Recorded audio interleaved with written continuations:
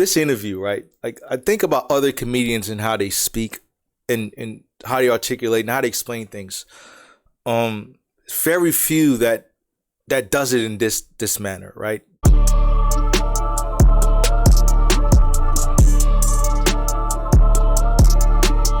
Hey, what's up, Frazier here? I got my man 15 in the building. Back again. Let's get it.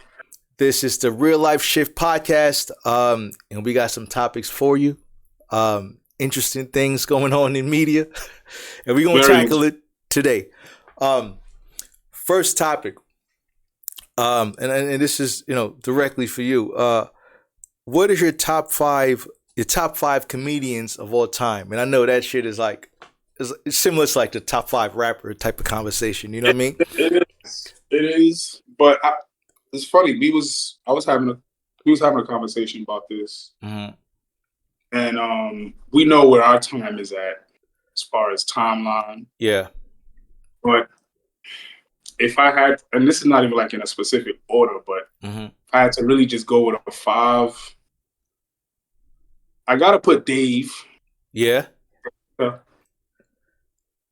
And I'm only saying this because it's like people always say like I don't fuck with him, but it's like I gotta put Kevin Hart. Yeah, gotta put Kevin Hart. Yeah, I can see that. You know, Mike Epps. Epps is good. You know Epps what I'm saying? Good. And then I have wild cards because it's like I love a good Eddie. Eddie Murphy's yeah. Kobe. And then I'll just throw Rock in there because it's like Chris Rock, hands down. These are some funny ass niggas. Yeah. And again, there's way more, you know what I'm saying? Right. I think those would be, was that five? Yeah. Rock, Eddie, Epps, Hart, and Dave. And Dave. Yeah. That's a nice five. That's a nice five right there.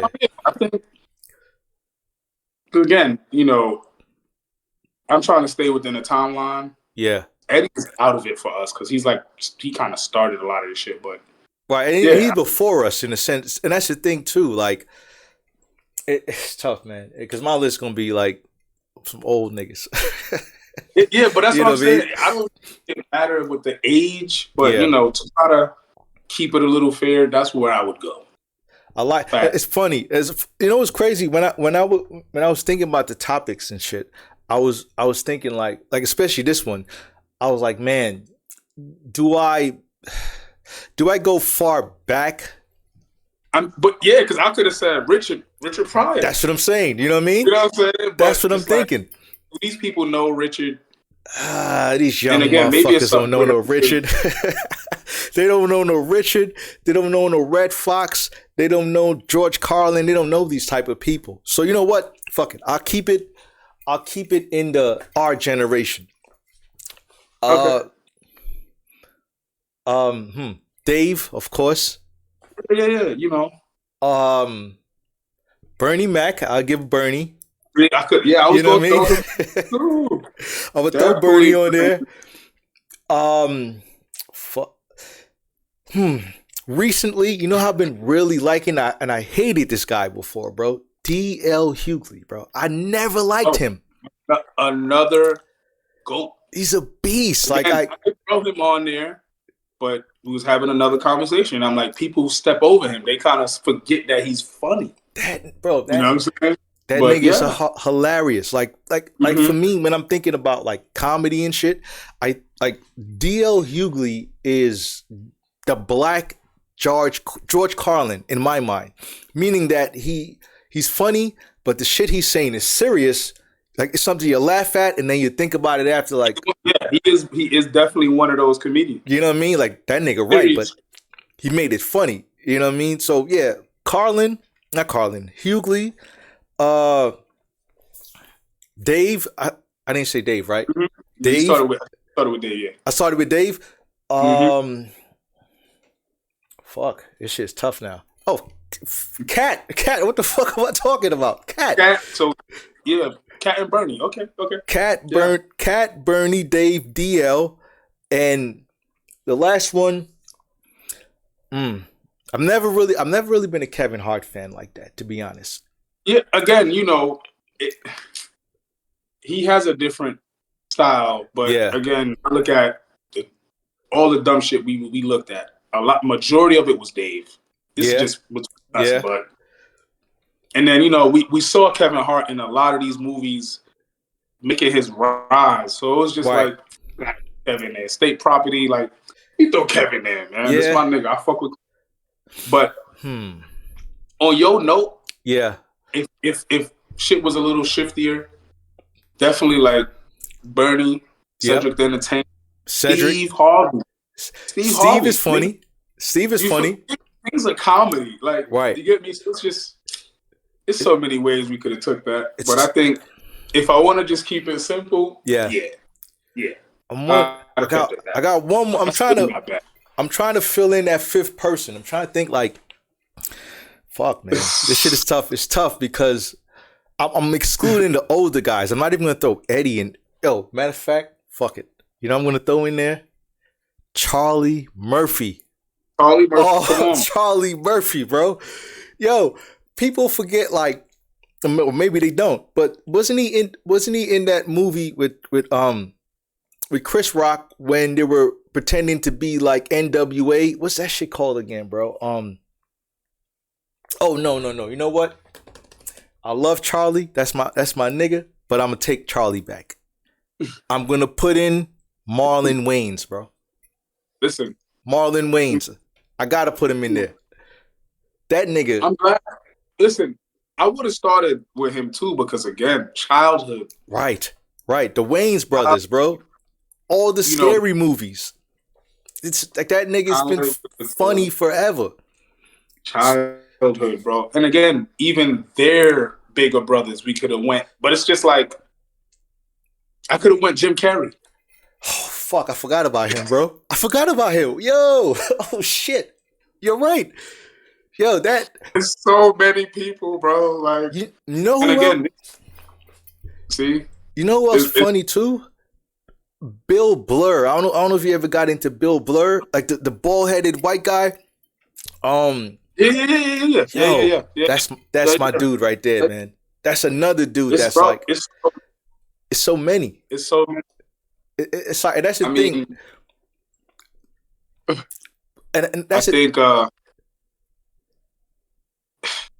again, this shows our range, right? And just people we, you know what I'm saying, we grew up on, we know and listen to for sure. But like, I think keeping it simple, that would be the list I would go with. Yeah, hell yeah. Definitely more than a top 5. I got like a top probably 30 or something. 20. Right, it's like you can keep running because I didn't even throw no females in there. I ain't throw Monique in there. You know what I mean? I didn't throw Lunel in there. Like, goated. You know what I mean? It's too many. It's like, too many. Son. It's to narrow it down to, but I think I'm comfortable with that 5, right? Yeah, because, yeah. Like, I think about the comedy spectrum overall.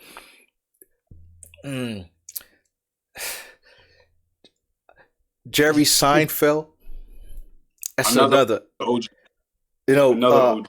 It's like it's so many of these guys, man. But I'll keep it to where we at because we fucking go on and on with this shit. Yeah. Matter of fact, for the audience, like, put in the comments, what is your top 5 favorite comedians? Like, who's your top 5?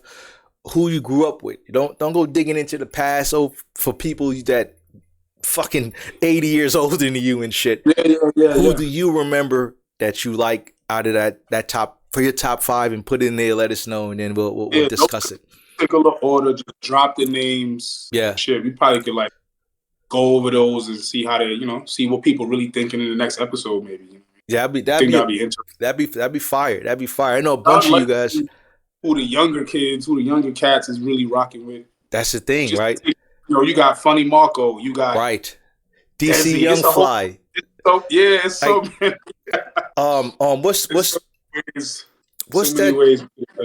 What's the dude that is in the Call of Duty commercials and shit, man? Oh my god, bro. Call of Duty commercial. Fuck, man. Are you talking about Drewski? Drewski. That's a funny dude, bro. Shout out to Drewski, bro. That nigga is hilarious. Again, like, I'm glad to see it, bro. I could have went there too, Drewski. You know what I'm saying? Right? So I could have went All there of those too, guys. Let me go with who I grew up on for right now. You know what I'm saying? Right.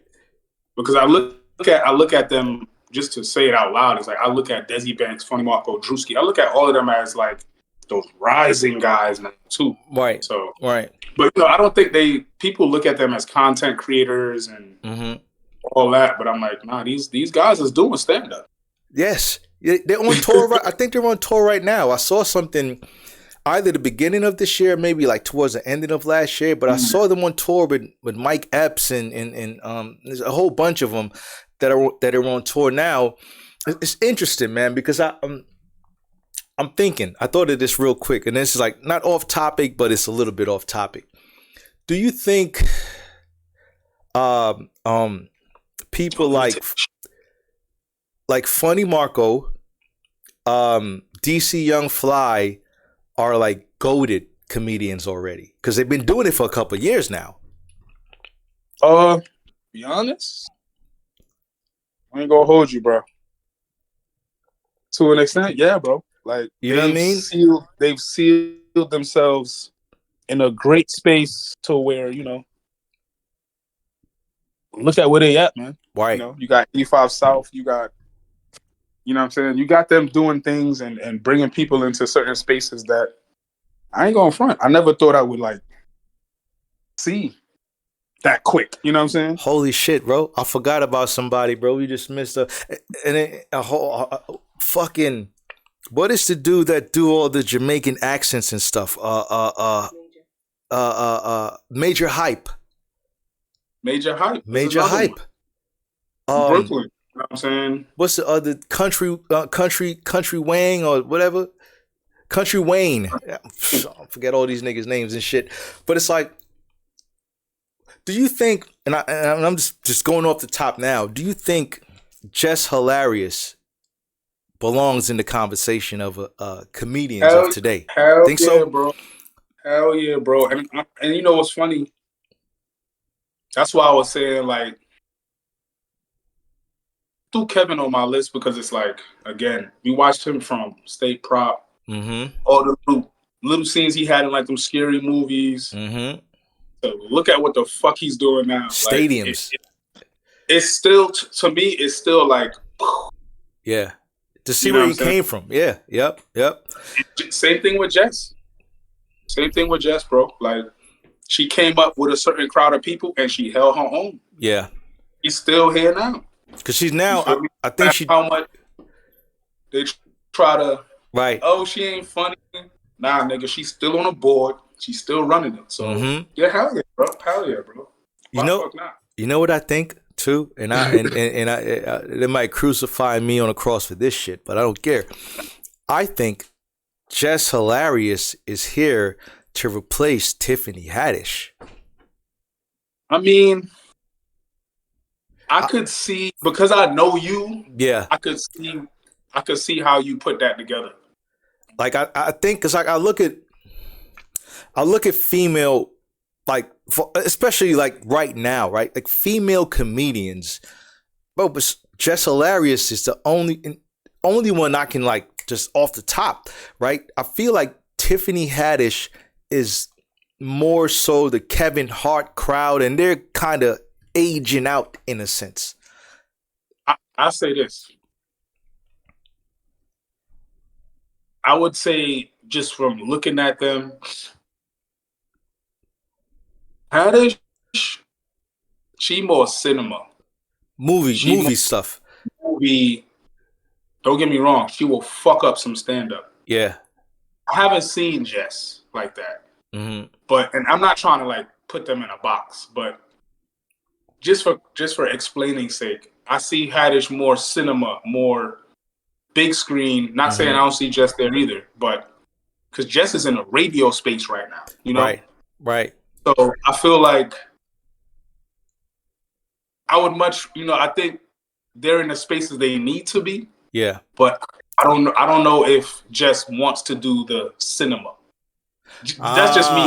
Interesting. Has she done any movies? Do you? I don't remember her in any movies. I believe she's been in a couple joints. I think, if I'm correct, or Yeah, it might be TV shows or something like that. I haven't really like dug into Jess Hilarious like that, but yeah, I would say she's a little more media, TV programming type of thing, and because you obviously we was just talking about this shit right before we started, but that whole how they try to crucify people and they try to add it, and then boom, she snapped out of that shit. And that's the thing too. Like I was just thinking as well. I like it, but I see what you mean though. But I don't think you don't think she's gonna replace her? Nah, bro. Honestly, bro, I love Tiffany Haddish, bro. She goes crazy, and she knows how to. She has this. I'm funny, but I'm an actor. You know what I'm saying? Right. Her actress energy. But hey, I like to let time. And that's what I'm looking at too, right? I'm looking at the time that's like as things progress. I know Tiffany Haddish had this situation with something involving some kids or some weird shit. I really didn't get too much into it. It was a skit. It was one of them skit shits. But it's like she ain't had nothing to do with that shit. Right. You know and that's the thing. Like it wasn't necessarily like I think they tried to bring her up on charges for it or something like this, no? Yeah. But it didn't really work out. Like it kind of like fell to the wayside. I don't even know what's going on with that. But I know she fell back from the movie stuff for a little while. She'd been quiet. But then while she was quiet, I noticed Jess Hilarious doing the Breakfast Club shit. And she started, you know what I'm saying? That's what I'm saying. I see where you made the little connection. Her name started ringing a little bit more. And as Tiffany Haddish faded, Jess Hilarious with Envy and Charlemagne, and they just hired her. She's full time now, replacing Angela Yee and stuff. So, I can see that transition happening. It's similar to like DC Young Fly replacing Chris Tucker, right? Chris Tucker is, you know what I'm saying? Like he came, obviously, pretty much years after, but he kind of came with the Chris Tucker energy. So instead of a film company saying, I bet let's get Chris Tucker for this, nah, they just gonna get DC Young Fly. It's the same energy, the same type of caricature that they're gonna get from him. So I can see those type of phasing out type of situations. I just don't know who is gonna replace Kevin Hart, because he's not in his prime, but he's not past his prime either. He's still like in the middle. I think he needs to find where he's going to land next, or he's just going to go into boss mode where he just bring the new talent forward. Yeah, bro, he's already there. And that's the thing. He's already pushing it. Just like Charlemagne, right? Charlemagne, do we consider Charlemagne a comedian? That's what I was saying, Don't get me wrong. He has his moments where the nigga can be really fucking funny. But a comedian? Nah. Entertainer? I'll give him entertainer. For sure. I like that. You know how to get under your skin. Yeah. You know how to keep it real. You know how to actually ask you a real question if he wanted to. But yeah, I don't know. I just, like you said, she I would say she's more in the media space. Jess Hilarious. And she don't want to step into the, see the cinematic world of Hollywood, right? Because that's the thing with Haddish that I always remind motherfuckers, like, bro, let's not act like Hollywood is easy. Right. Let's not even act like it. Yeah. Everybody think they're a star until the lights turn on. She could have folded. Yeah. But yeah.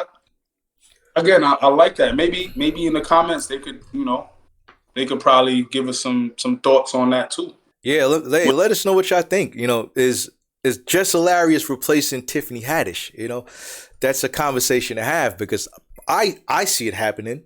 But you do make a point, and you just open my eye up to the different spaces that they're in, right? You said Tiffany Haddish is film, Jess Hilarious is more media, and she fits perfectly there too.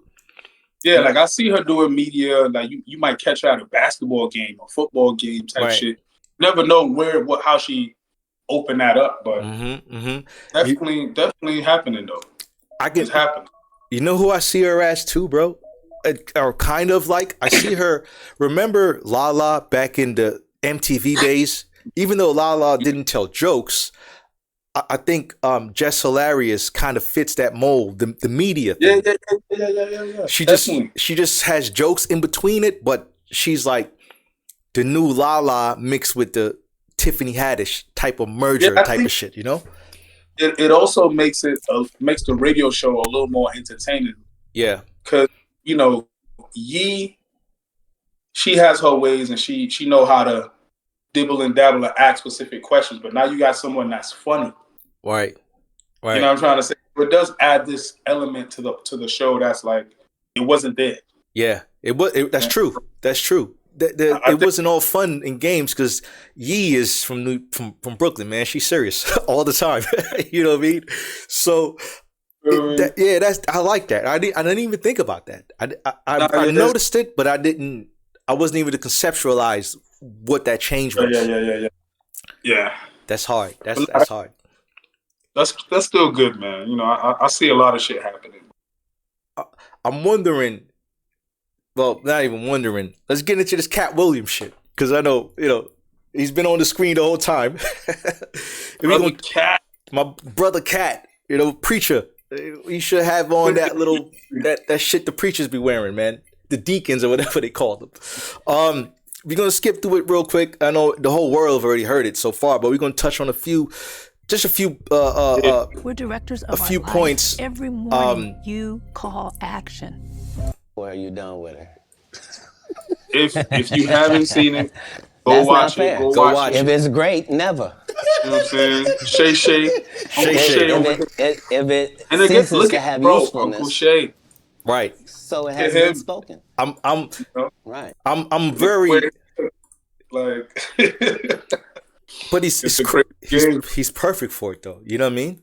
Like I can see where there's a need for what he's doing. But then he also has a show with Chad Osinko. They have their own thing but those guys I forgot the name of it, but I've seen it. They have their own podcast with him and Chad going back and forth about different topics. You know what I mean? Which is like, those guys are built for that type of shit. You know what I mean? Like I don't see a Odell Beckham having a podcast. Like I don't see that. I know he's a Warzone, Call of Duty type of gamer like that. He definitely more gaming. You know what I mean? He helping kids and you know what I'm saying? He more in that space. These niggas talk mad shit. They talk mad shit. But it works for what they're doing. But this is why I'm listening. Go ahead. It's definitely it's a space, bro. You know, it's definitely a space opening up for these types of things that happen. Yeah. I think the world, especially 2024 now, I think people want to hear what people have to say, right? Don't matter what the level of life you're on. Everyone have their own thoughts. You know, everyone have their own things they believe. And I think people are open to hearing it. So, you know, you guys should be liking and subscribing if you're liking what we're saying on this podcast. You know what I mean? Let's see what Cat talking, man. What we talking about, Cat? I read that you was raised in Florida. You had some help, some ladies of the night. No. That's not true. No, that whole story doesn't take place in Florida. That story takes place in Oklahoma City. Okay. So after I'm in Florida, I then join, I try to join the Marine Corps and they won't accept me because I'm too young and I've lied and told them I'm 16 and my family's moving down and I don't have my ID, but it's coming. And so they let me go to the boot camp, That's not gonna work now. Okay, so I've learned that lesson. Right. So then I get this job selling stuff door to door. across the country. And so I've been to all 50 states. Again, I'm 14 Crazy. years old. So 13, I did what that. the fuck? Where they do that at? While I'm doing that, one of the places I'm at, I'm in Oklahoma. And I've decided I'm going to stay here because of meeting these ladies that you're talking about and that situation. I don't know at the time why that's important in my life or why it's something I should be doing or any of that. But now later on, it certainly helps me in formulating Money Mike for Friday After Next. Right. Crazy. And Pimp Named Slickback for the Boondocks. Right. Oklahoma, so San Francisco, Oklahoma, Sacramento. From Florida, you moved to the West Coast. So you traveling. When did you set up shop on the West Coast? How old were you then? So I guess I'm 18 or younger, and I once I have a child, I realize that I can't. It's a lot of things that I could use to make money that now is a no-go. So anything with street aspirations that I might have thought about pursuing or been good at, I now am a single parent and I gotta redo this thing. So I need comedy to really work out for me. Right. And me and God go into extreme conversation where I'm explaining to him that I'm a crash out dummy if he don't send me a lifeline. Like I need something I can hold on to. Yo, pause. I wanna, and this is something I was just having a conversation about this special. I'm gonna move it along as well. For I know it was a part of this special where he mentioned that people were saying like he's on drugs and shit like that, right? Very rarely do you meet a person that's on drugs that can articulate and put things this way. I mean, I wasn't there. I can't vouch for him or said he wasn't on drugs. Neither here or there, right? But I feel like you can say it this way to help, right? To piggyback it, it's like a lot of niggas was on drugs, right? Just to say it that way, right? A lot of niggas was on drugs, but right? That don't mean that they can't speak, they can't work, they can't. You know what I'm saying? But again, it's a conversation that. Let's just use the word media. Right. Would push out a narrative. And again, anyone that doesn't know, that just doesn't know. They'll just believe whatever. Which is articulate. And again, the man has great vernacular. Come on, bro. This is not a dummy we're talking to here. You know what I mean? It's like whoever, like, if you thought that this person was a crackhead at some point, talking with him now, he would embarrass anybody who thought that he was. You couldn't even sit across from him and over talk him. He will bury you in that conversation, like what he's doing now. You know what I mean? And it's important for people to think of it that way and understand that, regardless of what you think or feel, this is what this man really is. Because if you meet him in person, this is what you're gonna get. Yeah, this is what he's gonna do to you. What's the term they use? Do your due diligence. Do your own homework and research. Right. Don't just listen to fucking media. Don't even listen to us. Right. Go and do your homework. Figure out what's really going on. You know what I mean? Because I think this interview, though, I still gotta watch it on my own again. Yeah. I think he just opened up and closed everything that you thought. Right. Right, he put it to bed. There's no more questions about who this man is, and no more questions. Like he was already goated before this. You know what I mean? But this just sealed it. Like, yeah, if he was number 8, you got to move that chip to number 2 or 3. He just jumped a whole bunch of people. With this conversation, I kind of skipped it to another part. Let me see where we at now. Or do a live or any of that. But when it gets to be a whole grouping of these guys, I gotta come and talk to Shannon. I gotta lay it down at the altar. You know every comedian. This is the other side of Kirk Franklin prank. This is the reckoning. 2024. The reckoning. The reckoning. When you hear niggas in the back you know squealing every and shit. comedian Right. that's been on my show. You know, you watched every episode. Cause you know. That's not what you said. You said I know every comedian. You know every comedian. You're limiting me. Oh, you watched every episode because you know things. You know things. See, hands up. Right. That's Hands always up. where I'm trying to come from, whether it's comedic or otherwise. That's why even if you see me get arrested 10 times in a row on TV, as a fan of mine, you can be like, he finna be right out. That's a fact. Yeah, but they just said Right. he didn't do it. He couldn't have. It's stupid. Why would he do something stupid knowing he got to come back and talk to us? Nah, they respect that every time it happens, I'm going to be free as a bird sitting out here talking to you about it, that it really was what I said it was. That's all. Right. Right. You end up, you come down, you're in LA. Yeah. Now, I'm reading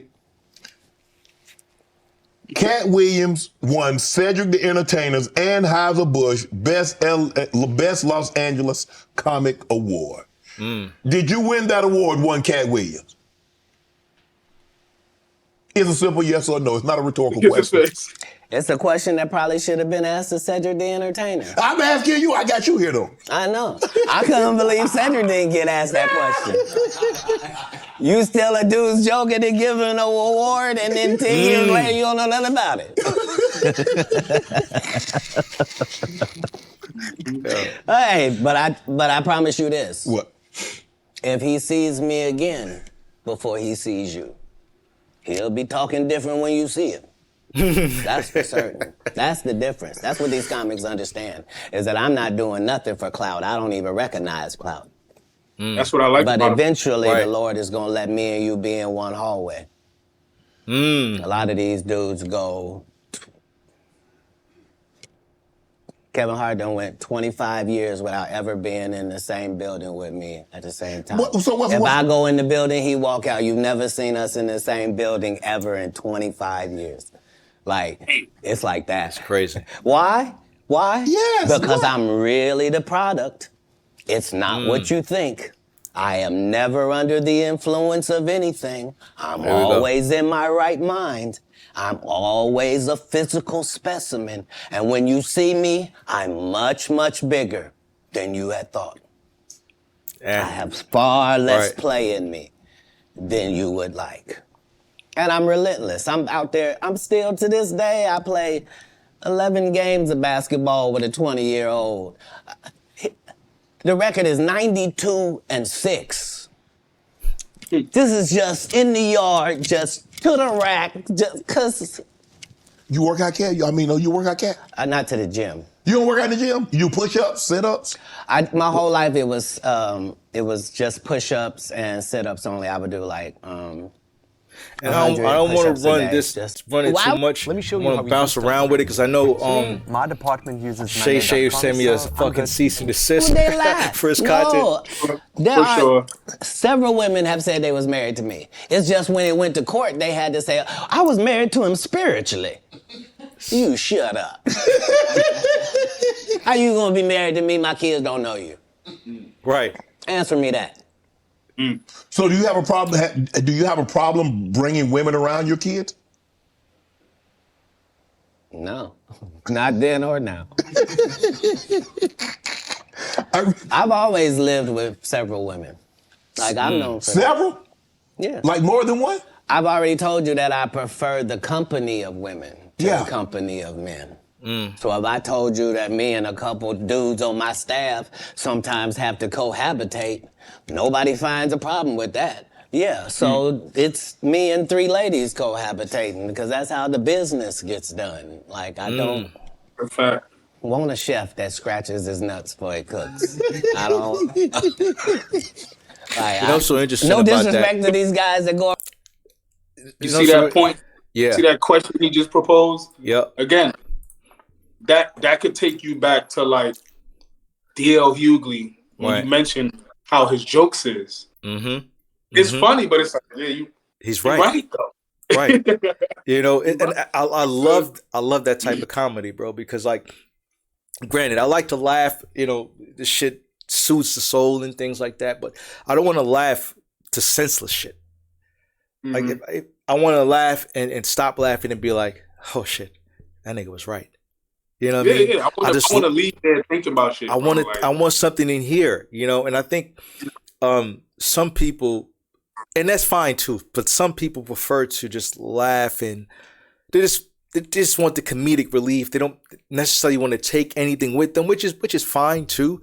But nah, man, I want to like, and throughout this interview, and you guys go watch it if you haven't watched it. But throughout this interview, I noticed that he said a lot of shit that went over Shay Shay's head. Well, you know what? I think it's going over everybody else's head, essentially. But again, going back to Shay, he know. Right. He know. This thing is one of those things where, do I want to stick to it? Or do I want to leave it up to them? And you're right. I felt that too, because he didn't have an input that much. He kind of just let him free reign. He didn't try to steer his answers. He kind of just like threw questions and sat back and laughed and just, you know, came with the next answer once he was finished speaking. So you're right about that part where you just let him run. I like to think back to where Shay Shay was before all of this too. Right.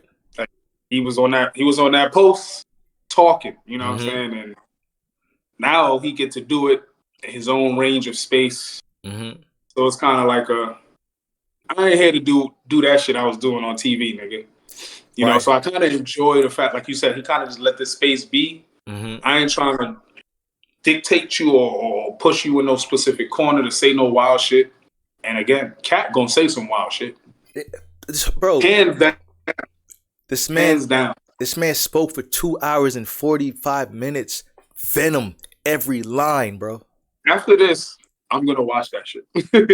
Bro, it's so like this is like my third time going through this shit, bro, because like I'm such a fan of people like him and how they speak and how they explain things. Like I think as long as you can explain things in layman terms, but also let a smart person know that you're smart, you got everybody, right? Because you're touching the people at the bottom who want to laugh, but you're also touching the person that's smart. That half of what you're saying touch the people at the bottom, and the person at the top might be getting ready to dismiss it, but then you reach them up top too, and they're like, "Oh shit, he just touched me as well." You know, that's what he does so well. And just like you got to be a in the mind person to do that type of shit. So I got a lot of respect for that type of dialect. Let me run one more scene before we jump over this. But Black lady, that's who I'm talking to. I'm speaking to this fan base that I've been speaking to from the beginning. I already told them what I was on when I first came in. I told them they was gonna come after me, they was gonna cancel me, they was gonna say terrible things about me and try to mess my life up. That's the best part. I said that coming into stand up. I'm saying it in my So you knew it was going to be. Remember that shit. Right. It has to be. I know I'm going into the belly of the beast. How could I be naive? I know that I'm going into Satan's playground, but I'm trying to be so good that you got to bring me in so close that I can see who's doing what and what's going on in there. In San Francisco, you joined the Nation. I was never in San Francisco. I was in Oakland. You was in Oakland. Did you join the Nation? Is that? Yeah, Honorable Minister Farrakhan and I have an extremely close relationship. He refers to me as one of his sons. So, I spent a particular period of time. What's poppin'? Let me explain. Oh, that's Springer right there. Because my particular background was already religious and super strict, right? I didn't find out about other religions by reading about them. I went to their religion. I don't want to learn from Jewish people from outside. I want to be in a synagogue. I don't want to learn about Muslim people from, I want to be in a mosque. Right. I don't want to hear about the Baptist or the Pentecostal. I want to go to their church and see. And so that was the religious discovery that I was on through that period in my life. When did you know you were funny? Probably about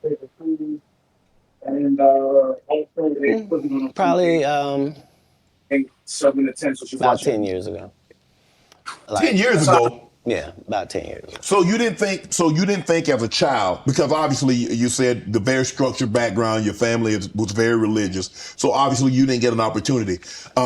I never did a talent show. I was never in any extracurricular activities. I was never in drama. I was never in band camp. I was never a Boy Scout. And you didn't stay in school long enough to get funny because you dropped. You understand.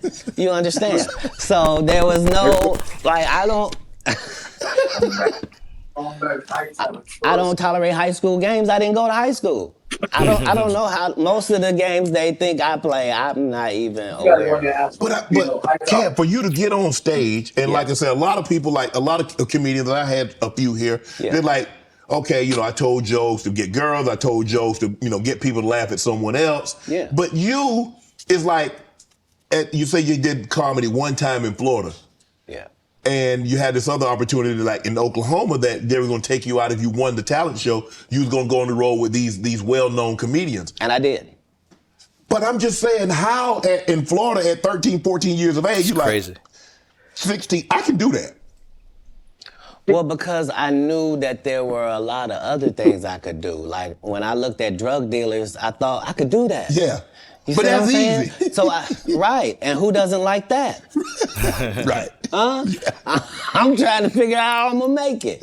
But now that I gotta do it on this side, but no, your question was, when did I think I was funny? I never was my biggest fan. To this day, I'm not the biggest fan. I'm a fan of comedy. I like great comedians. Like, I like Chappelle. I like Patrice O'Neal. Like, I like the greats of comedy because I do. Like, I like Ron White. I like Bill Engvall. Like, I know comics. Like, people that did the craft, they raised me. I was touring with Steve Marmel and Richard Jenny and real journeymen.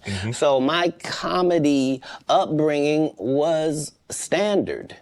I thought you had to work all night, every night, all around the country, and you had to write jokes, and that you were trying to write jokes that other people weren't writing, and that your job was to be funnier. Like, people that know me will tell you I've been on this. Like, I had a list of all the black comedians that were more famous than me. There was 300 of them on the list, and I had to be able to cross them all out before I could make it to the next level, before I felt like I was funny enough to do that.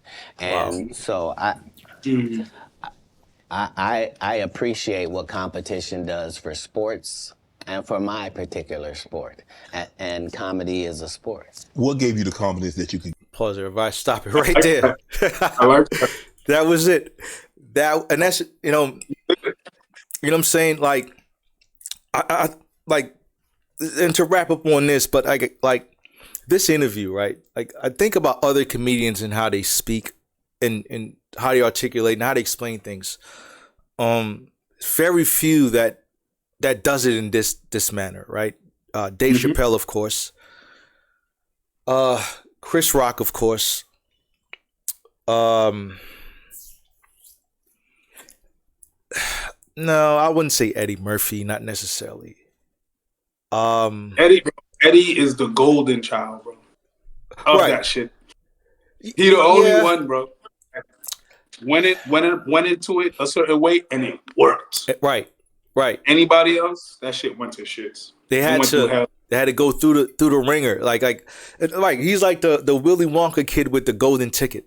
That's who Eddie Murphy was. Like, he couldn't do wrong, you know. God. But like guys like him, Chris Rock, Dave Chappelle. I'm trying to think of another one. I throw Kevin there, bro. Kevin Hart, you think so? Hell yeah, bro. Definitely. Because again, I just like to always show people, like, look at where he started, and look at where he's at. Yeah. Look at how many, bro. First of all, name another comedian that's done as much movies with The Rock. This is, I'm wondering, Like, it's just crazy, bro, because like, do we consider Tyrese a comedian? Because he's funny. you know what? You know what I mean? Like, it's You know ludicrous. Is he a comedian? Because he's funny too. I wouldn't give, and again, I'm not saying to give as in like he deserve or he don't deserve, but Tyrese funny as fuck, bro. You know what I'm saying? Like, the dude is like, Ludacris got his moments, you but can't help to laugh at these niggas. Would he consider himself a comedian? With Tyrese, They're more on the Tiffany Haddish movie thing. yeah, it's definitely that. It's definitely the cinematic worlds where, again, if you know type shit. And I'm gonna hit the bathroom, but think about this. You know who I think is gonna transition from rapper to comedian? NLE Chopper. Do it. How would you flip a mill? Like, if somebody came to you right now and say, yo, bro, I got $1 million. I don't know what to do with it, but I want it to double. How would you do that? Right now. And you have access to everything. And, you know, access to whatever it takes to get it done. You know what I mean? I mean, shit. And it's tough. This is a tough one. It's not even really like it's tough because, you know, there's just so many ways to go about this shit. Yeah. For one, portion of it is getting saved. Oh, yeah. Oh, yeah. The rest, we going to split up into investing, shit, stocks, and, come on, like, what else do we need? Property, you know what I'm saying? Oh, yeah. Like, Oh, yeah. Between that, you know, we buy a couple cars, throw that shit up on Turo, luxury car.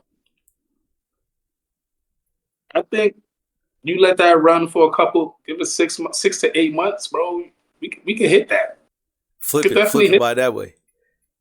Hit that, and then you got that saved money just cycling itself. You know what I'm saying? Yeah, bro. I think right now in the space I'm in, that'll be it. Real estate, invest in some stock. You know, invest in some property, couple whips. Oh, yeah. Couple whips. That'll do it. It's not a bad idea. Nigga, there's so many ways. To keep it simple, that's what I would do. It's so many, and that's the thing too. Like, even when I was like, when we were going through these like topics and shit, I was thinking about this shit myself. Like, okay, $1 million in my lap right now. What do I do with it? Shit, for me, and this might, you know, first thing I would probably do with it, investing, of course, right? Stocks, right? Specifically, I fucking put that shit into some, and it's a little bit technical shit, but I will put it into like some option trades on SP 500 for the next 2 years. I will put 250,000 into some SPX, SPY calls over for the next 2 years, right? To project that the stock market SP 500 is going to go up in the next 2 years. You put 250,000 there. 2 years from now, that shit is probably going to be about 750,000 easy, right? That's no brainer for the most part. Granted, hopefully the country doesn't go into a fucking war, and the market is back to COVID time. If it continue moving the way it's moving now, that 250 should be about 750 easy. The other 250, I would probably join up with a like a real estate group. I don't know exactly what you call them, but a group where you just put in the money, you invest the money, and they're looking to build skyscrapers, maybe in New York, maybe in Miami. You just be a part of that pack. And they'll say, hey, we're building five skyscrapers. The buy-in is 250,000. I know that's like, it's way higher than that, but just hypothetically, right? 250. You're gonna get your residuals. You're gonna get back about $5,000 a month for the amount of money you put in, and you just be a part of that, right? Because as long as those places are being rented, you should be getting your money back. So that should flip that 250.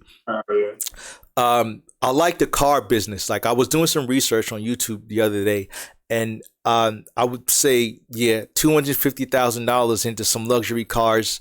Financing them because you're not gonna buy this shit out. I don't think. Exactly. And do that shit specifically in Florida or possibly Puerto Rico or Dubai, because I know Dubai and Puerto Rico don't necessarily have taxes on certain things, so you can get away with certain things in those places. I don't know how hard is it to run that type of business in Dubai since they got so many luxury vehicles out there. I don't know how that business would do, but I would say Florida and test out Puerto Rico, and if you got enough, find some connections, do it in Dubai. The other 250, shit, I just had the idea and I just lost the shit just like that, man. That's what happened when you think too much. The other 250, fuck, I just had this shit, bro. Because I wouldn't keep any of it. Like I'll just put it all in places that would grow. And I was thinking about putting 250 into like the weed business, but I know the weed business is taking a hit right now. It's kind of in a weird space. I've been like looking at it.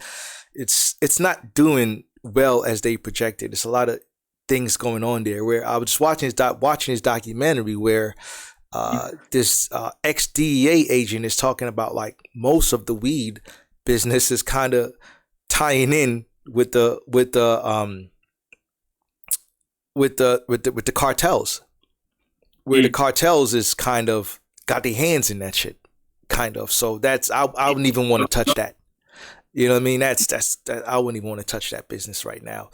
The other 250. However, shit, if you open a smoke shop, you still will be good. You still get some money, you know. But what would worry me though is, the cartels or the mobs coming in and saying, "Listen, man, we need a piece."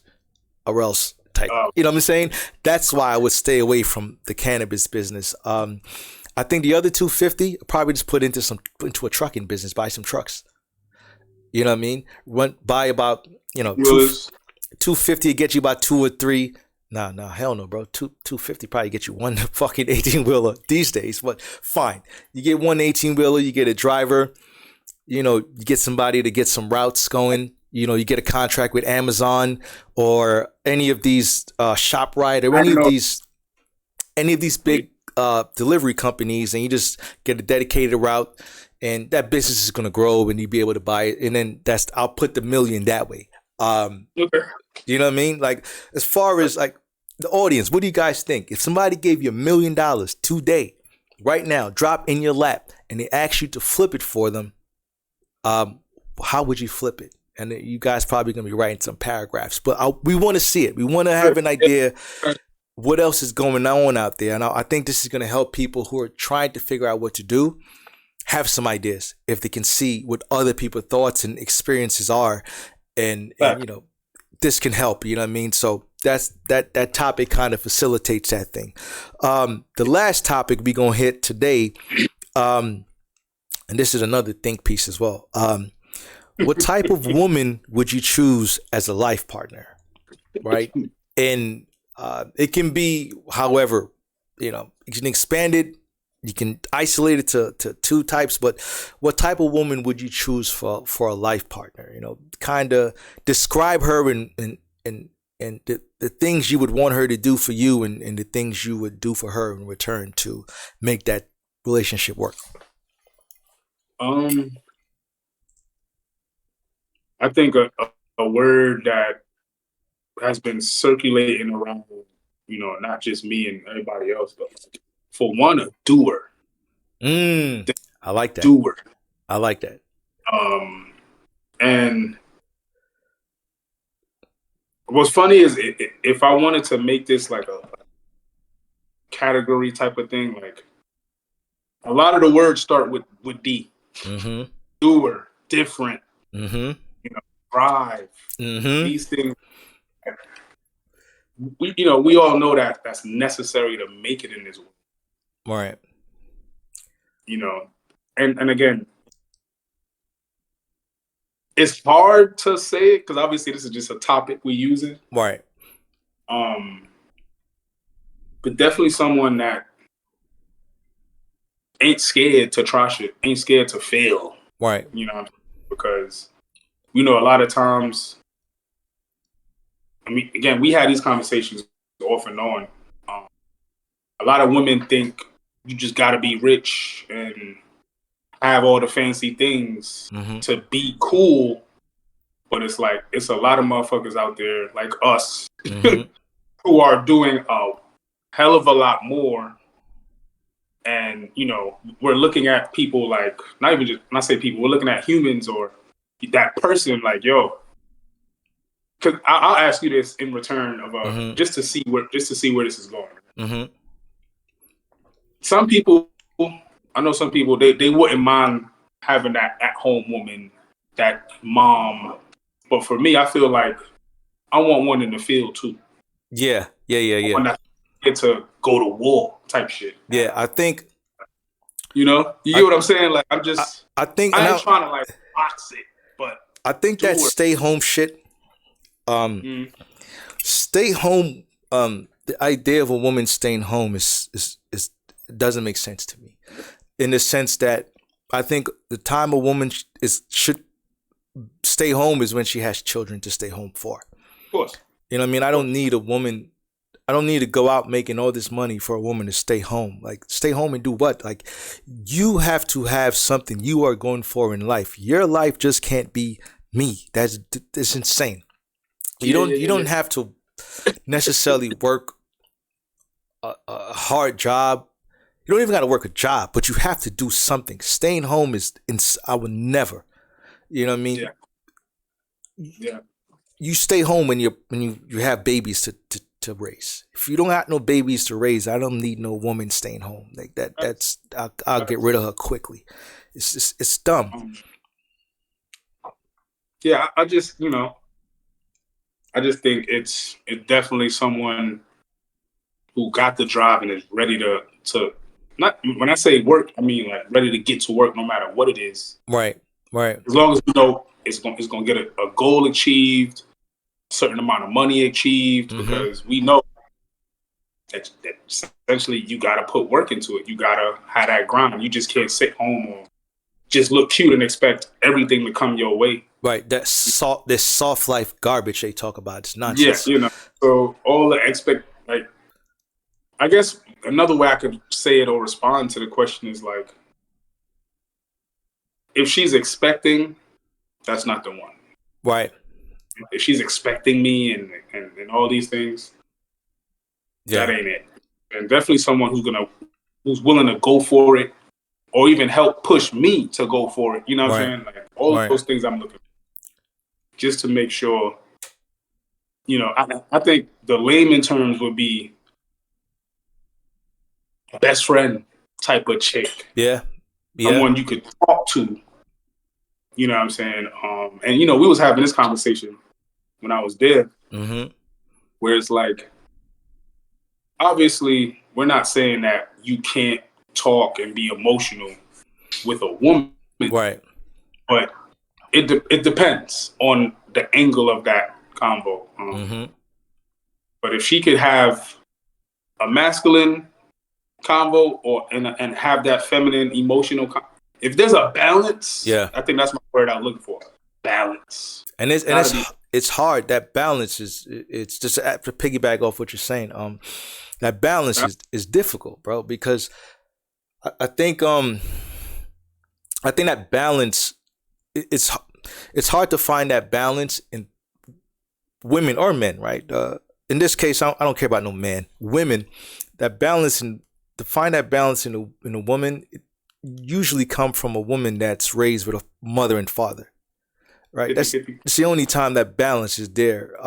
Because if you don't, a woman doesn't have a father in her life, then where does the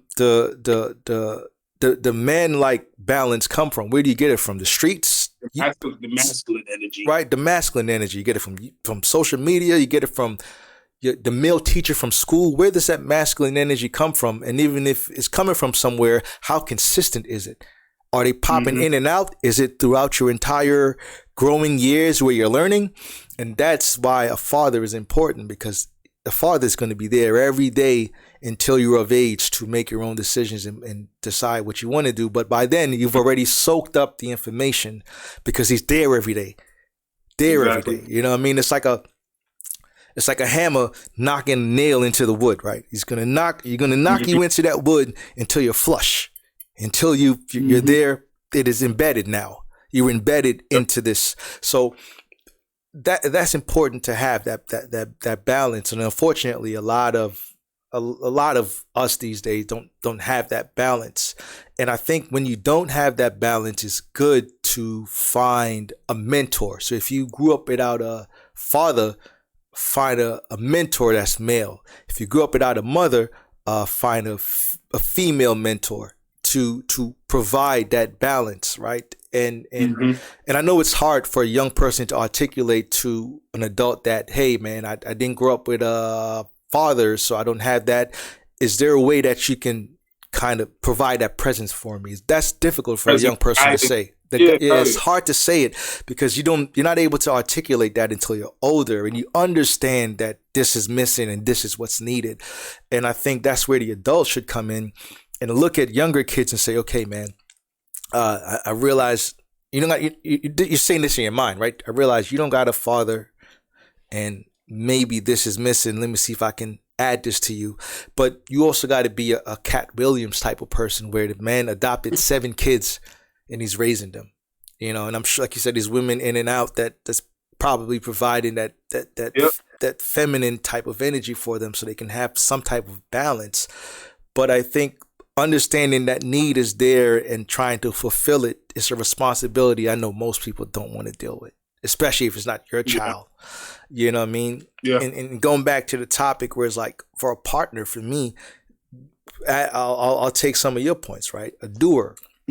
Like I want a woman that can understand the things that I need. For example, if I'm coming home from work, and my woman has to know that, okay, probably call me already, like, yo, did you eat? Yeah, you had some food already, and know that, okay, he didn't eat, so let me probably get some food.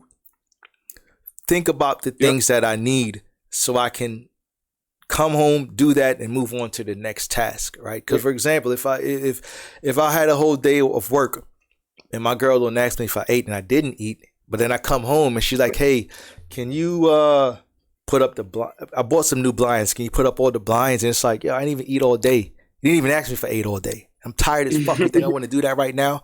I got to figure out what I'm going to eat. Why do I have to figure that shit out? Why don't you figure out what I need? Give me the energy to do the task you want me to do. You know what I mean? So women that think like that, and that's important because that means she's thinking about you. She's trying to get her task done, right? Fine, whatever. Use me to get your task done. But something in there gotta be for me too. Can't just be like, oh, I just get off work, put up the fucking blinds. It's like, nah, man, like I'm hungry. So like I think that's a good thing for a woman to have. I think the drive is important. Not necessarily a drive to go work a job 80 hours, like not that don't have to be the drive, right? It don't got to be that, but real drive. I think women have to have a woman that I'm with got to have something they're going for. What do you want out of life? All right, I get it. We all want families and legacy, and that's inevitable. Like it's either you can have children and a family, or you cannot. Like that's in your makeup. It's going to happen, or it's not. But how you move forward in that direction is important. How serious a woman is about that direction is important, and her knowing her role in that direction is important. Like, all right, you want all this family and shit, but what are you willing to do? What are you doing? What's your role in it? You're gonna teach these kids from home. You're gonna take them to school every day. Like you're gonna plan their lives from baby to 18. Like, what is your role in this thing, woman? Before you come asking me about six figures and all that silly shit they talk about online. You know what I mean? So I think like those things are important to vet out and look for, and a conversation to have with whatever woman you're gonna be with too. Like, that's definitely, you know, lady, woman, where do you want to be in life? Like, what do you want? You want kids? You want a family? Do you want to work? Like, what do you want? Right? And then I'll let you know what I want. And, you know, I don't want to be a tyrant, but it's going to be my ship. You are a passenger on my ship. I'm the captain. You're a crew member. You follow me, I'm going to take this ship from east to west safely. You go against me, it's going to sink in the middle. You know, and I want the woman that's going to ride on the ship, clean the deck. You know, captain, you need help? Oh, captain, enemy behind us, right? That's what your job is. Let me run the ship, but you let me know if the enemy's behind. You let me know. You clean up the deck so I don't have to worry about walking down the stairs and slipping and falling. Because if I slip and fall, who's going to run the ship? You know, exactly. That support system, I think, is important. Women need to, and for the woman I want, need to know that type of shit. Nah, teamwork, bro. You know, makes the dream work. That was like going to be my last to the list, is like teamwork. Yeah. Because, you know, we're in a state of, you know, you have where some women feel like they can do certain things better than the male, the male species. Right. It's like, all right, cool. We get that. But can we do it together? Right.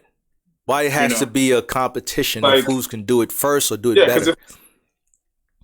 Like for your example, you know, now she's like, yeah, but like, I could draw the shit better. Right. Like for what? You go back. Why you want to drive the ship? But how are you gonna?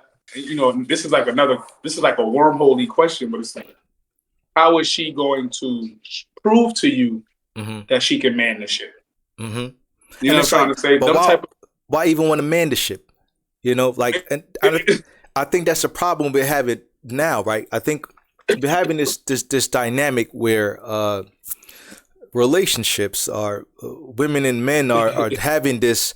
I want to steer the ship. No, I want to steer the ship. Well, you're not man enough. Oh, well, woman, you don't even know what the hell you're doing. And it's like this fight instead of like, nah, you know what? You're the captain. Captain, what you need me to do? Because it's like, you know, when people go to their jobs, right? You're not overthrowing your manager. You're asking your manager what you need to do. You know what I mean? What can you help him with? So I think people should live their lives like that too. If you have respect to line up behind your manager, people should live their lives like that too. That's definitely a good way to put it. You know what I mean? Actually. It's like it's a chain of command, right? Like you go to work, you have a direct manager. That is you report to that person, right? And you have a problem, you report it to him. His job is to either deal with it, but if it's beyond him, he has to report to the next person, right? To the director and say, hey, director, I'm having an employee with this issue. This is beyond my pay grade. Yep. You make the decision on this, rather than the manager saying, you know what, I'm going to decide. Because you're going to make a decision and you don't even know legally what's on paperwork about this situation, and you make a bad decision based on what you think it should be, and then the director like, yo, why the fuck would you decide that? You just went against this whole contract. Now you put us in a legal situation with this employee because you decided some shit you have no fucking clue about. You know what I mean? And I think that's a lot of people doing this shit these days. Yeah, I mean, you basically just explained the modern day relationship that's happening today. Yeah. In job stuff. Yeah. That's exactly what, you know, and it's vice versa, because I like to always keep that 50-50 respect, where it's like on some spectrums, we got women leading. Right. On some spectrum. I mean, which is some men will defer or feel like it shouldn't be that way, woo, woo, woo. But in some parts, it's like that. Right. But again, pertaining to this topic, you know, if we the captain, especially we the captain, teamwork, bro. So as long as we got teamwork and we not clashing or trying to battle for this role that you think is so, high end or Right. better, I think shit'll be smooth. Yeah, man. Shit'll be smooth. We both will be happy. You know what I'm saying? Like, and you know what needs to be done. You know what I mean? Like, I feel like that's like the hype man of an artist going on stage with the artist, and you might have gone on stage with him 20 shows, and show 21, he like, yo, man, I'm gonna spit the verse on this show. Like, what? Yeah, bro. I've been with you for 20 shows. I can spit the verse now. That's not your job, though. What are you worried about that for? Why all of a sudden you want to spit the verse? You're the hype man. Do the hyping shit. That's what's happening these days. Everybody wants to. But about what you said is like, that relates to like Kendrick Lamar. Mm-hmm. He was a hype man. Right. For rock. Which is crazy. Look at how that turned out. And look at how that turned out. And that's the thing. That's a good flip too, though, because there are some people in the wrong positions too. Like what you said, he never wanted to come spit the verse. Right. You know what I'm trying to say? So like, I like how it's funny, but it's like, yeah, nigga, this whole time, nigga, you been hyping me up. Now you want to rap. Right. The verse? No. Stay in your lane. This is another thing. Stay in your lane. Stay in your lane. Do your thing. Stay your course. You feel me? And again, if things evolve to where, yo, you went from ship deck to you up here with me, cool. Mm-hmm. You know what I'm saying? Cool. You earned it if you worked for up it. Yeah. Then boom. Why not? But I think there's always a space where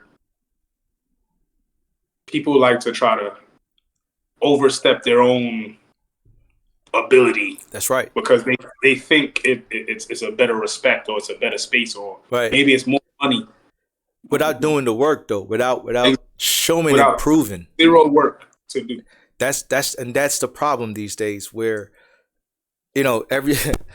everybody wants to be a boss until they realize being a boss is probably one of the most stressful things you have to deal with, because you have so many lives in your hand.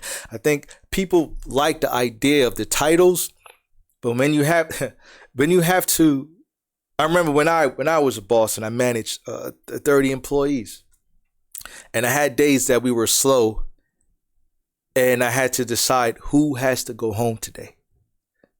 Right? I know all these people have children and families, and we're all relying on these checks, but I still have to decide 5 people have to go home today. Somebody's not getting paid their whole check. And you got to decide make those decisions. Tell that person they got to go home today and come tomorrow and see their face again, and probably send them home again. Yeah. Right? And live with that shit. The CEOs that got to fire 1,500 employees from Microsoft, people think they want to be that until they got to make that decision, and you realize that decision sticks with you years on end. You go to bed 2 years later, you still thought about that guy you laid off. Now imagine this. I'll make it even sweeter. Some of these people might be your friends, or your wife, or your husband. Right. Even when you talk about, oh, I want to be the boss, or I want to be. You just, it happens. But I think, like we said in the beginning with the topic, it's like doers. Yeah. Respect. There's so many little things in there that we could throw into it, but definitely more simple. Yeah. And respect is good. We didn't add respect. Respect, that's a big deal. You know what I mean? I think people but I think respect ties into to what we mentioned as well, right? I know some people need to hear the word respect because they might have missed it where we were going, but respect is a big deal. You gotta you have to respect each other, not just her respecting you or you respecting her. It's gotta be mutual respect you guys share for each other, and I think it allows the conversations to happen. It allows you to really define your roles respectively, right? Yeah. That's like, cook me some, get some food ready when I get home. That don't mean I'm like turning you into a slave wife like they say on social media. Right. No, I don't. I respect you. I just need some food when I get home because I haven't ate all day. It's not that, oh, you have to cook for me. No, I haven't ate all day. Make some, put together something.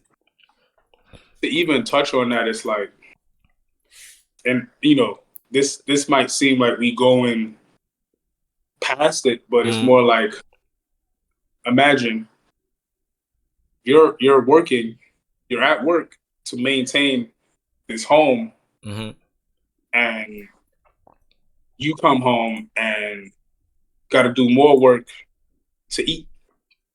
Right. When you have someone who, could have easily filled that void and say, you know what, you was out working to maintain this, I'm gonna maintain this for you. Right. It's a like a trade-off. It's a balance, and it's like, it's not like I'm controlling or I want food every day when I get. It ain't about that. It's more about like, I'm doing my part. You're in this with me. You do a part. Do your part. It's like, but yeah, it's one of them things, man. I think that's kind of where pride and ego get in the way of relationships, and influence from social media too, especially these days. I feel like the nonsense that these imbeciles are spewing on social media, it's a game, right? I think people are treating life like a game these days, where in the sense that someone would say something on social media that is totally wrong. They know it's wrong. They know it don't make no fucking sense. But they'll put it out there, and then there's the naive person that's watching it that don't know any better and actually think that's, this might be the way shit should go. Like this, she said it. It has to be right. I'm living by this shit. I'm gonna die by this shit. And they end up 10 years later, like, what the fuck did I do 10 years? Like I just followed some shit that now I'm fucked, And I think that's happening to, and it's always happened to people, right? Like from even back in the days where you can go to the 90s where people were like a rebellious, education wasn't such a serious thing. It wasn't such an important thing. Fun, right? Like people indulge in that fun shit and didn't build nothing. And it's like now they have kids. They can't teach them shit. They don't like. It's so crazy, bro. Where I know people in their 30s that are now understanding how to build credit. With like now realizing like, oh shit, credit is actually a system that can get you things, and it's like you should manage it this way. Like in their 30s, and it's like, god damn, your parents didn't teach you that. No, because those 90s motherfuckers were just fun, running around fucking and doing wild shit, living their own lives, having families, not understanding that a family has to be built and structured by you. You gotta do it, not the world. You are responsible for putting the knowledge into your kids and steering that ship, going back to the ship shit, right? Whether it's the mother that's a single mother or a father that's a single father or just a family, right? Someone has to steer the ship. It can't be just the crew members on the ship that's wilding the fuck out doing whatever. But it's the ship that's gonna drive and go wherever. No course to sail to, just in the ocean. And it's funny you said that to even like help close it. It's like friendship, right? Relationship. You know what I'm saying? Like there's just, I think we in that space now, especially coming now to this new year. So people got to realize like these words don't have these words in them for no reason. Right. For no reason. Exactly. If you got a friendship with somebody and there's no course, it's not a friendship. Right. Or vice versa with relationship. You got a relationship with somebody, y'all ain't got no course, no plan. Who's the leader? And y'all just trying to figure it out. Gonna crash. It's gonna sink. Yeah. Or just stay in the ocean in that spot. And it's just like, you have certain friends that maybe knew them for 10 years, or you haven't seen them in 10 years. You see them 10 years later, and they talking to you like it was 10 years ago. Like, what the fuck? And that's because that friendship sat in those still waters and never went anywhere. You know what I mean? and you kind of got out on your little boat. You got off that boat, got off the ship, got into your boat, paddled to another ship, and you built something over there, and you left that ship behind. Exactly. But that ship caught up to you 10 years later, and y'all side by side. You're like, yo, remember me? And I'm like, yeah, same ship. Nothing changed. Bro, I've been over here, I've been over there, I've been over there. You just caught up 10 years later, but you're still on the same ship, same shit. Nothing changed. Yeah. You know, and we might be losing the audience going deep like this, but I hope y'all are following us about what we're saying here. I would say it this way, to catch them all back up, is think about, you know, that person. Mm-hmm. And when you think about that person, if all the things you think about when it comes to this person is outside of them, looks, money, you know, those things got nothing to do with you. Right. As the other person. And vice versa, right? So, you know, and again, I think it always starts with ourselves. Right. So all the things I would want for my person, I know for me, it's in within me already. So I'm like, I would need someone to now balance me out even more, or maybe I'm balancing the person out even more. Right. And that teamwork, it just mesh. And you know what else too? To wrap it up too, I think to add on to what you're saying, I think especially this day and age, I think people need to be honest about whether they find those dynamics in a person or just riding the wave, right? Because I think a lot of people are with people that don't match those specifications we're talking about, right? Oh, yeah, without a doubt. And they know it, right? It's not like they're in denial. They know it. Might not, but yeah. And they don't. They complacency, laziness, comfortability allow them to stay there. You know, and most they go. Definitely, bro. And that's the dangerous thing about, I think, dating and finding the right partner these days. I think people figure out what you want, talk to the person that you're pursuing about what they want, and make sure those goals align. You know what I mean? Don't align, unfortunately, maybe I could just be friends. Right. You don't have to cross that's it a whole that way. other topic. But it's like, most people don't know how to be friends nowadays, bro. Or honest with each other. Right? Honest with each other. It's very rare. Like, you find a dude that find a woman attractive, but know that, damn, financially, I can't take care of her. He gonna still try to get her. He will never step back and say, you know what? I'm not there yet. Let me not push because I'm not there. The ego shit. You know, the honesty with yourself and with the other person is not there with people these days. And that's why you got all this fucking turmoil and all these problems. You know what I mean? Bro. Shit is a living hell out here. I mean, we could have them, you know, maybe they could answer the question in the comments too. Just to see, man, just to decipher a bit and have some more content. Yeah, let us know. Let us know, you know, what's the right person for you? Are you there? Are you 100% honest with yourself about what your needs are and what the person you're going after, what their needs are, and are you guys willing to make it, you know, see if it works, but also be willing to let it go if you realize that it doesn't work. Yeah. You know what I mean? Respectfully. You know, everybody say that respectfully word. That's really what it means. To know something isn't what you want it to be, but respectfully have to walk away. You know what I mean? And we'll close it off like that. You know what I mean? Put it in the comments.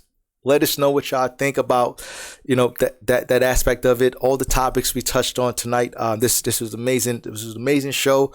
I'm Frazier. This is 15. This is the Real Life Shift Podcast. We'll see you guys next time, man.